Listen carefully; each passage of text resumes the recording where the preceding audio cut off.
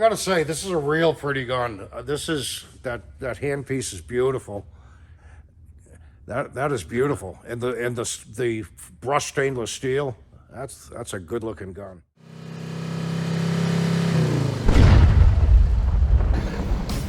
All right, we're back at Midwest Shooting. It's time for me to go inside and get serious about what kind of weapon I want to choose.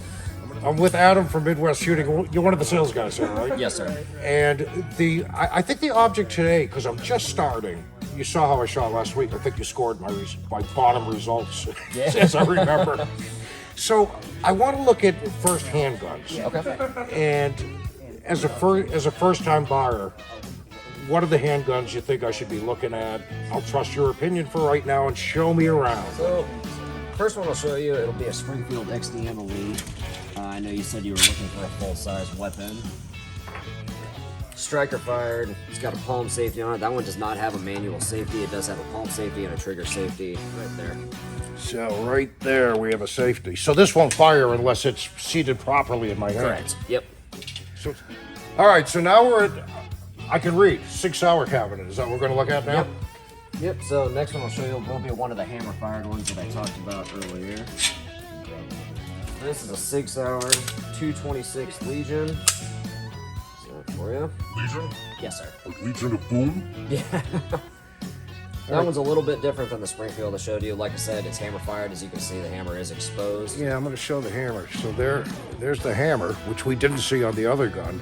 But that one is a double single action, so... So you cock it or Yes. fire harder from the trigger and it'll cock? Okay.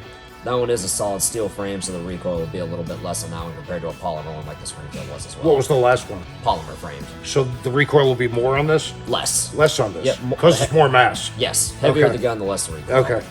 That's a beautiful piece. I like that. Okay. All right, Adam, what's next? So, next one I'll show you will be a Kimber Raptor. This will be a 1911 style in 9mm, stainless steel. Were those last two 9mm? Yes, sir. Okay. Yep. That one. Like I said, it's 1911 style, so these are hammer fired as well. These are single action only, so it does have to be cocked back in order to fire. These have got the manual safeties on them right here as well. I gotta say, this is a real pretty gun. That handpiece is beautiful. That is beautiful, and the brushed stainless steel. That's a good looking gun. Yeah, revolvers. Why do I like revolvers? I don't know. So this is a Smith & Wesson 686 4-inch barrel. Smith & Wesson 686 357 Magnum. Yep. This is a big boy, and it feels like a big boy. Double action, single action. Double action, single action. Yep.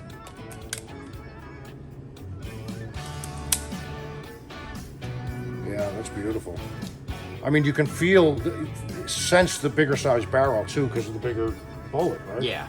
Yep. Big recoil on a 357. Bigger than a 9mm. It's not unbearable by any means. The nice thing about 357s too, you can run 38 special ammo through them as well. What's the difference? Recoil. Just basically a power behind them. 357's a little bit bigger than 38. 38, like I said, will have a lot less recoil. It'll be a little more manageable. It's a 357. Yeah. The most powerful handgun known to man. It's the most powerful handgun in the world and would blow your head clean off. You've got to ask yourself one question. Do I feel lucky? Well, do you, punk? That's a beautiful gun.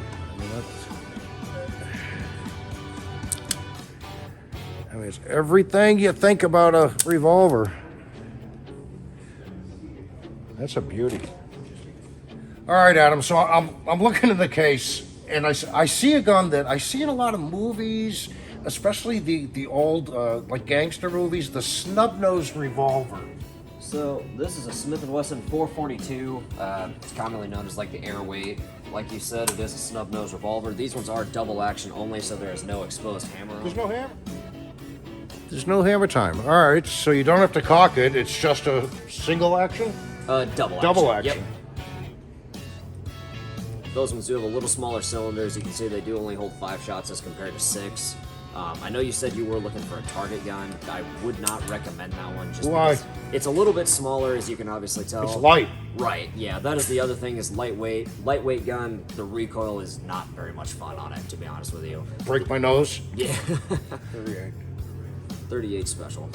So this wouldn't be fitting my needs at all, but it's a classic look. I love the look of it. Thank you for showing me that. Yeah, of course. You know, I have one more thought. We shot 22s in the competition with Ned and Brian, and I did pretty good with the 22 target shooting. So, Adam, do we have 22s you can show me? Yes, we do. We've got quite a few different. Okay. So, this is a Smith & Wesson Victory. This is another striker-fired weapon as well.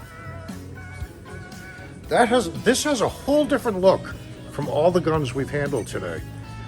It's kind of space age or something. I can't describe how different it looks than everything else. So it's a 22 with a clip? Yep. With a magazine. I've been corrected on that many times. Okay. And how many rounds would this hold? These hold 10. And recoil? Slim to none. 22s are essentially like shooting a really loud pellet gun. Okay. So no matter what platform it's on, a 22 isn't going to give me much kick? No, not at all. Self-defense? Self-defense, I normally don't recommend it just because of 22. Like I said, it's like shooting it is basically a loud pellet gun. That's about how big the bullets are as well. Right. I'm not saying it can't work. It's just not going to be as effective as like a 9mm that we've looked at. Right. Super accurate shot. Yes. For self-defense. I'll kind of switch a little bit. This is a Ruger SR22. This one is a hammer fired. A Ruger SR22? This again is really short, but recoil doesn't matter with these, so it's okay that it's on a shorter frame. Single action, double action? Double action. Yeah, it's got the nice sights. How many does it hold in the? These also hold 10. Okay. Yes. Adam, thanks for the Yeah, demos. of course. I appreciate No problem. that.